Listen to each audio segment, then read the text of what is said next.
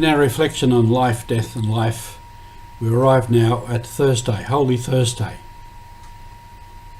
the night that Jesus celebrated the Passover with his friends and his disciples. This is Roger from the MSC Mission Office, and you're with Mission Alive. On this night of the Passover, which was a major Jewish feast, Jesus celebrated with his friends, his disciples, his apostles, and others. They celebrated there. In that ceremony, in that celebration, there was a time when one of the youngest member of the community would ask the older, "Why are we here? Why are we celebrating?" And the older would answer and tell him all the good things that God had done for his people. All the great things that God had done. And that's why we celebrate. So Jesus would have done the same with his disciples. It was an ongoing celebration, a yearly celebration. And as we know, in that, he made a difference.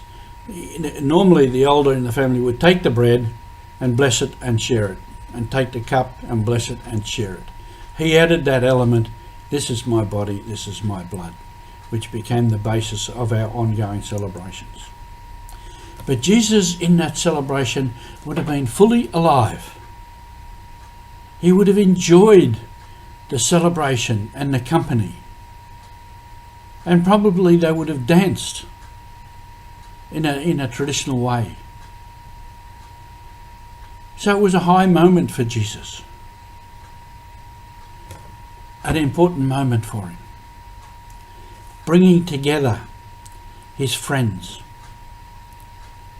a whole group of people, and celebrating this major feast. But in the middle of it, he knew that he had reached a point of conflict with the leaders of the people, for which there was probably only one end, would have been his end. As I said the other day, in Jesus entering Jerusalem on Palm Sunday, it was a high moment for him. But he knew he was pushing the line. He had crossed the line in encouraging this popularity amongst the people. And on this night of Holy Thursday, he knew this was in the background.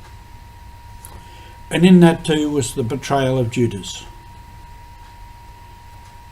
For whatever reason, it's complicated. But he knew that this man had betrayed him.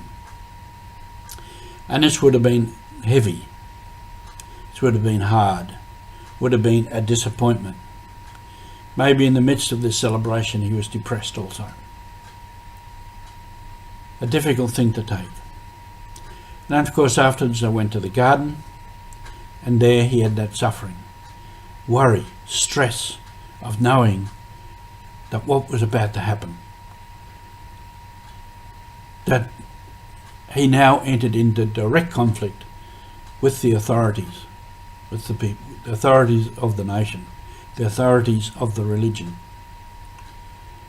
And all of that went on in the garden there.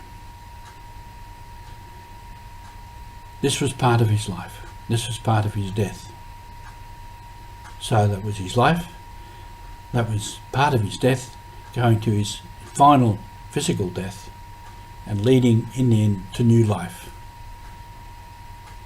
So we enter again into life, into death, and into life.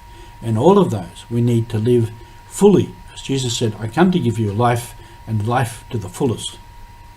So we live life to the fullest.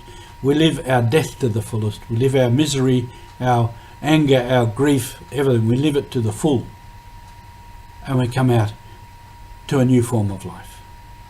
Thank you for being with us.